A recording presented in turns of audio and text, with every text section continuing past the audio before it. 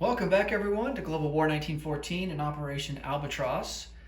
This is the summer of 1914 for Japan. So the first turn that Japan gets to go now that they are in the war. And so it should be a fairly quick turn, not a whole lot to do. Let's go over our purchases. We don't have any money to spend, and so we're not going to collect any money until the end of our turn. But we do have 2 infantry in reserve that we can place down, so we're going to do that. And for technology, we have 1 major factory, so we get 1 tech roll, and we're going to go for wartime economy.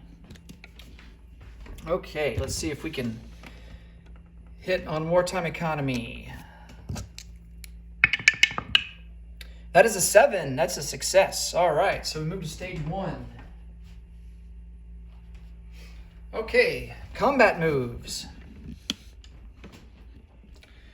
We are going to try and take over the Marshall Islands. It's currently owned by Germany, and they've got 2 colonial infantry there. And so we're going to load up a transport here out of Tokyo with an infantry and an artillery and move him down 1, 2. Now, the artillery will not be able to participate in the first round of combat. Only infantry class units are allowed to participate in the first round. The other type of units have to wait until the second round before they can participate. I think the only exception to that is cavalry. I think cavalry can participate in the first round. But artillery is going to have to wait, and so that's going to suck. But we are also going to bring down 2 pre-dreads from P-16, and also going to bring a cruiser over from P-32 into P-45.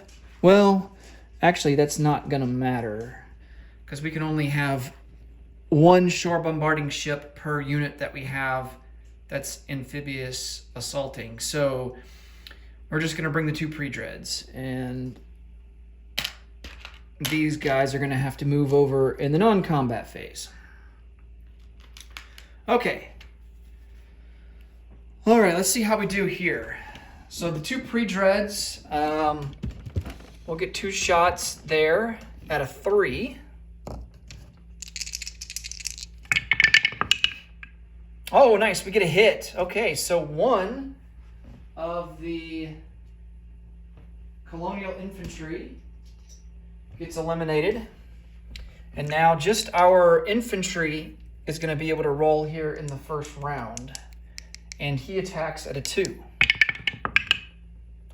and that's a miss. I don't think he's paired with the artillery yet until the artillery can go.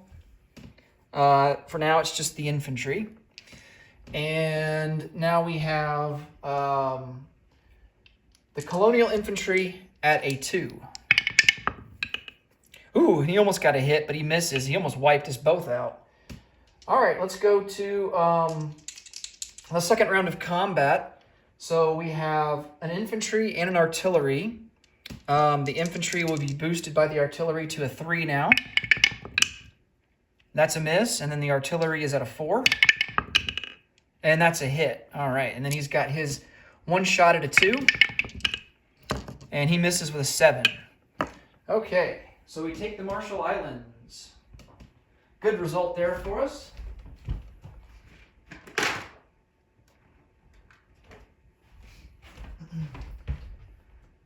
All right, that's worth 1 IPP. So Germany will come down from 40 to 39. And Japan, let me show you guys the IPP chart here and explain kind of how Japan's IPP tracking system works. So their wartime economy income is, when they're a part of the Allies, is 6. Now it's doubled that if they were to join the Central Powers. And so basically what we do is, we captured the Marshall Islands, and that's worth 1 IPP. So, based on our regular normal wartime income, that would boost us up to 13. But since we're part of the Allies, we have to divide that in half. We get half the income when we're a part of the Allies. So we're still going to be at 6 because, half of 13 is 6.5. And according to the rule book, you have to round down.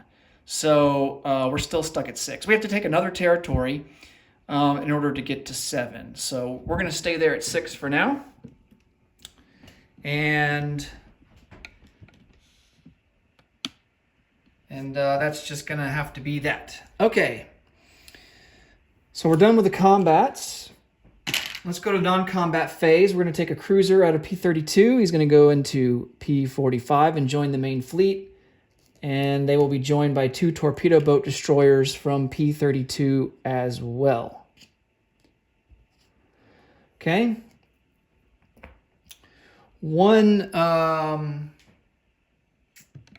Let's see here. One coastal submarine will come out of P-32, go down to P-41.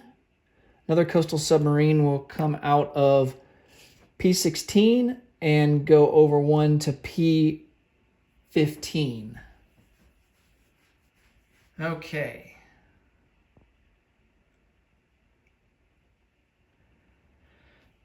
And I know that on the British turn, I said, hey, Japan can take care of this dollar on this convoy line, but we don't have any money, so we're going to have to wait for the British to take care of that on their turn.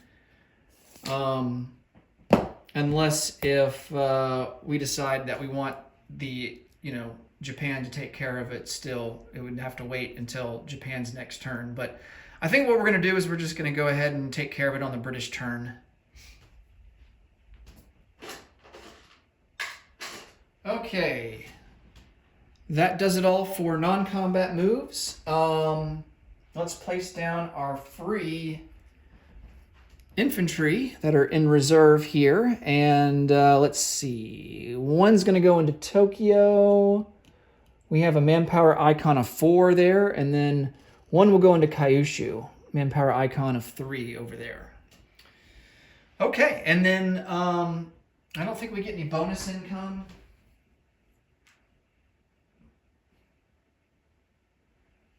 No, we do not.